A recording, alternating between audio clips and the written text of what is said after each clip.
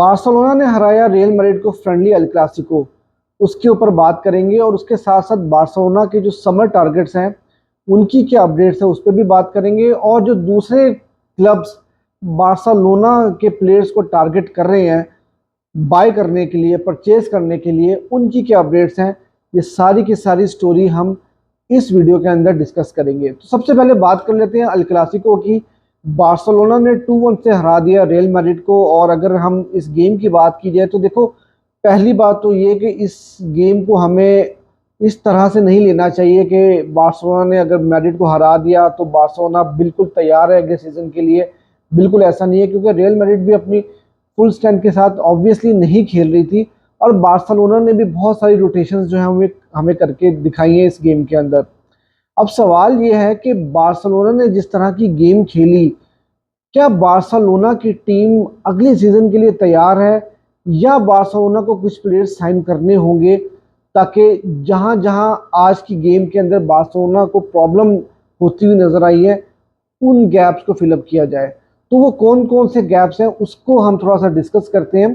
और दूसरी चीज़ ये कि यार हंगर, भूख, ये जो चीज़ थी ये हमें पहले चावी में या कोमैन में हमें नज़र नहीं आ रही थी, लेकिन अब वो जो हंगर है वो अब हमें नज़र आ रही है हैंसी फ्लिक के आंखों में और उनके जेस्चर्स के अंदर। क्योंकि देखो भाई, बंदा सेटिस्फाइड नहीं होता बिल्कुल भी। वो ये बात बोल रहा है, जब उससे पूछा गया कि आपने अल क्लासिको जीत लिया और आपने इससे पहले मैनचेस्टर सिटी को भी हरा दिया, तो आप क्या समझते हो, तो उसने आगे छोटी सी बात की जो कि बड़ी मायने रखने वाली बात है। उसने बोला कि यार हम 90 मिनट तक प्रेस नहीं कर पाए, ये दिक्कत की बात है।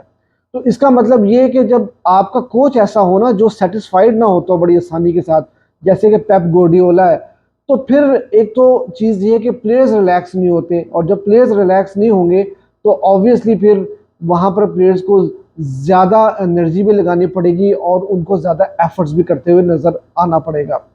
अब देखो यार, इस गेम की अगर बात की जाए ना, तो इस गेम में जो पिछले सीजन में हमारी खामियां थी, गलतियां थी ना, वही चीज़ें हमें फिर नज़र आई हैं।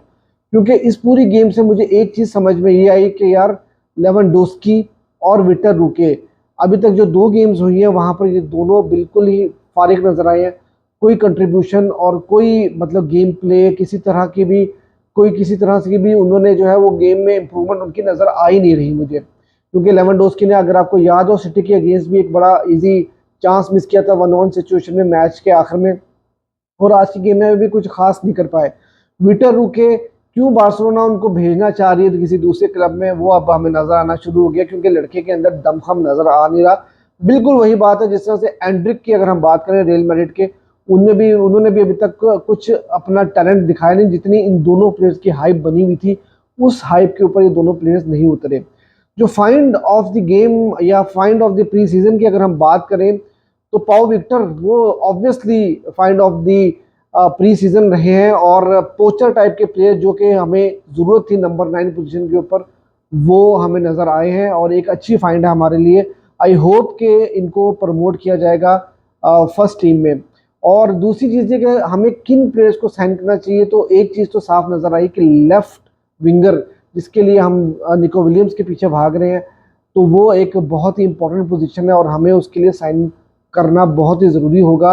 और देखो, निको विलियम्स नहीं आ रहे तो कोई और प्लेयर आएगा, उसको मैं अभी डिटेल के साथ आपके साथ अभी वीडियो के अगले पार्ट के अंदर जो है वो डिस्कस करूंगा। फिर उसके साथ साथ यार रफीनिया जो है ना, मैं पिछले 2 सीजन से इस बंदे से बहुत ज़्यादा तंग हूँ। ये छोड़कर भी नहीं जाना चाहता क्लब को, और भाई उसकी परफॉर्मेंस और कंट्रीब्यूशन जो है क्लब के लिए वो बिल्कुल, मतलब देखो यार, ठीक है, कुछ लोग ये बात करते हैं कि यार 20 गोल प्लस असिस्ट उसके हैं जो हैं वो उसने निकाल के दिए हैं, लेकिन यार जो बार्सिलोना को जो प्रोफाइल चाहिए ना, रफीनिया उस प्रोफाइल के प्लेयर नहीं है।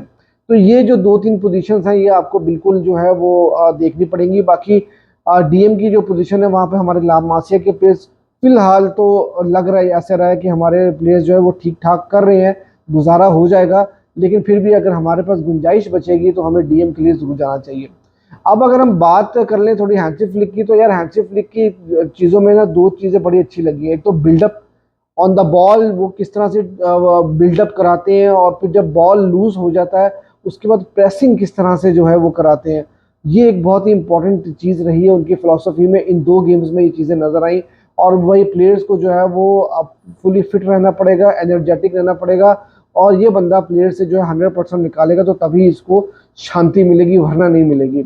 अब इसके अलावा यार अगर हम बात ये कर लेते हैं कि बारसा के जो टारगेट्स हैं उसकी क्या अपडेट्स हैं, तो भैया पहले निको विलियम्स की बात कर लेते हैं क्योंकि हॉट टॉपिक उनका चल रहा है। पहली चीज़ तो ये कि निको विलियम्स अभी इस वक्त जब मैं वीडियो बना रहा हूँ तो थोड़ी देर पहले खबर आई है कि भाई बिलबाओ में वो वापस आ चुके हैं, और अब एक्सपेक्टेशन है कि वो अनाउंस करेंगे कि वो क्या करने वाले हैं। पहली चीज़ तो मैं आपको ये बताता चलूँ कि उन्होंने पीएसजी को कह दिया है कि भाई मैं पीएसजी को ज्वाइन नहीं करूंगा, और वो अभी फिलहाल की एक नई अपडेट यह आई है कि चेल्सी भी उनको साइन करने के लिए मार्केट में उतर पड़ी है। लेकिन फिर वही बातें हैं कि खबरें यही आ रही हैं कि बिलबाओ या बार्सिलोना ये दोनों में से किसी एक जगह पे वो जो है अपना जो है वो फाइनल डिसीजन बताएंगे, क्योंकि वो स्पेन में ही रुकना चाहते हैं। और दूसरी चीज़ ये है कि बार्सिलोना ने एक बात कही है कि भैया 12 अगस्त तक वो उनका वेट करेंगे, और उनको एश्योरिटी ये दिलाई है कि आपको अगर हम साइन करेंगे तो ऑब्वियसली हमें रजिस्ट्रेशन की कोई प्रॉब्लम नहीं होगी, तो तभी हम आपको साइन करने जा रहे हैं। तो आप रजिस्ट्रेशन की जो है वो बिल्कुल भी फिक्र ना करें, हम फाइनेंशियल फेयर प्ले और जो सैलरी कैप की जो भी हमारे प्रॉब्लम्स होंगे हम उनको सॉर्ट आउट करके ही जो है वो आपको साइन करेंगे, और आपको रजिस्टर करने में किसी किस्म की बारसा को दिक्कत नहीं होगी।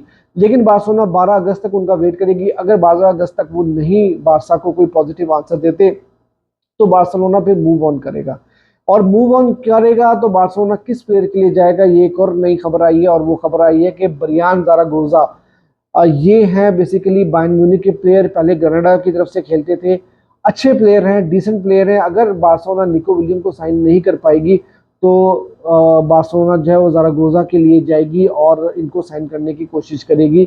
और अगर बायर्न म्यूनिख की बात की जाए तो वो भी इनको ऑफलोड करना चाह रही है, और बारसा हो सकता है कि लोन के ऊपर जाए, लोन ऑप्शन के ऊपर जाए, ताकि इनको एक साल जो है वो खिलाया जाए बारसा में, और अगले सीजन में निको विलियम्स के लिए जो है दोबारा से बार्सिलोना जो है वो ट्राई करेगी। तो ये निको विलियम्स के बारे में अपडेट थी। उसके अलावा यार मैं अरोहो के बारे में भी आपको अपडेट देता चलूँ कि अरोहो के बारे में खबरें ये आ रही है कि पिछले जनवरी से अरोहो को बार्सिलोना ने कॉन्ट्रैक्ट दिया हुआ, लेकिन अरोहो की तरफ से कोई आंसर आ नहीं रहा। आप जानते हैं कि वो अगले 3-4 महीने के लिए इंजर्ड है, दिसंबर में उनकी वापसी एक्सपेक्टेड है ग्राउंड में। और अरोहो का प्रॉब्लम ये है कि अरोहो ये समझते हैं कि जो उनको ऑफर दी गई वो फाइनेंशियली इम्प्रूव्ड नहीं है, तो जिसकी वजह से वो कोई जवाब नहीं दे रहे। तो ये भी एक दिक्कत वाली बात जो है वो बार्सिलोना में चल रही है। और फिर मैं आपको बताता चलूँ दानी ओल्मो के बारे में जो अपडेट्स हैं। दानी ओल्मो का केस वहीं पे अटका हुआ है और उसमें कुछ ज़्यादा अपडेट्स हैं नहीं बेसिकली, लेकिन बात यह है कि जो उनका करंट क्लब है लेप्जिग, वो चाह रहा है कि भाई 60 मिलियन जो है वो फिक्स अमाउंट दी जाए प्लस एड ऑन के साथ। लेकिन बार्सिलोना जो है वो 50-55 मिलियन से ज़्यादा जो है वो फिक्स अमाउंट देना नहीं चाह रही। तो यहाँ पे नेगोशिएशंस जो है वो रुकी हुई हैं। लेकिन ये खबरें ज़रूर आ रही है कि अब जो है वो बार्सिलोना ने जो नेगोशिएशंस है वो इंटेंसिफाई कर दी है, थोड़ी ज़रा तेज़ी ले आए हैं उसके अंदर। तो देखते हैं कि 1-2 दिन में हमें कोई ना कोई पॉजिटिव न्यूज़ दानी ओल्मो के केस की तरफ से मिलती हुई नज़र आ सकती है। और फिर वही गुंडोगन के बारे में एक अपडेट आ रही है, वो ये आ रही है कि जो जोजे मरीनियो है वो उनको साइन करना चाह रहे हैं अपने नए क्लब फेनेrbahce की तरफ के लिए, और वो उनको कॉन्ट्रैक्ट ऑफर भी देना चाह रहे हैं। लेकिन मुझे लगता है कि ये डील नहीं हो पाएगी कि ऑब्वियसली गुंडोगन बार्सिलोना को छोड़ के क्यों जाएंगे वहाँ पर, या तो उनको बहुत बड़ी कोई फाइनेंशियल ऑफर हो तो वो जाएं, क्योंकि सऊदी अरेबिया से अगर ऑफर हो तो वो वहाँ पर भी नहीं जा रहे, क्योंकि उनको वहाँ से भी कुछ ऑफर्स जो हैं वो कुछ ऐसी बातें आई थी कि ऑफर्स मिली हैं, लेकिन वो नहीं जाना चाह रहे। और ऑब्वियसली उन्होंने सिटी को छोड़ा, बार्सिलोना में आए, तो वो फिर टर्किश क्लब को क्यों ज्वाइन करेंगे। तो इस में मुझे जो है वो कोई खास स्ट्रॉन्ग बात नजर आ नहीं रही, और मुझे नहीं लगता कि गुंडोगन जो है वो बारसा छोड़ के जाने वाले हैं। फिर विक्टर रुके की भाई आपको खबर देता चलूँ कि विक्टर रुके को फिर से अप्रोच किया है अल हिलाल ने। पिछले 48 घंटों में कहा जा रहा है कि उनके साथ नेगोशिएशंस की जा रही है उनके एजेंट के साथ, और अल हिलाल उनको साइन करना चाह रही है। लेकिन विक्टर रुके ने कहा है कि भाईजान मैं कहीं नहीं जा रहा बार्सिलोना को छोड़ के। तो अब प्रॉब्लम यही है कि भाई विक्टर रुके भी नहीं छोड़ के जाना चाह रहे, और उसके अलावा रफीनिया भी छोड़ के नहीं जाना चाह रहे। तो बार्सिलोना को थोड़ी प्रॉब्लम्स तो हैं, क्योंकि फ्रैंकी डियोंग का केस भी रुका पड़ा है, अरोहो का केस भी रुका पड़ा है, और बाकी के प्लेयर्स भी जो है वो बारसा छोड़ के जाना नहीं चाहते। तो अब बार्सिलोना किस तरह से इन चीज़ों को मैनेज करेगी, ये तो अब हमें थोड़ा सा इंतजार करना पड़ेगा। तो यार ये थी अब तक की वीडियो। अगर वीडियो आपको अच्छी लगी है तो यार वीडियो को लाइक भी कीजिएगा और चैनल को सब्सक्राइब भी कीजिएगा।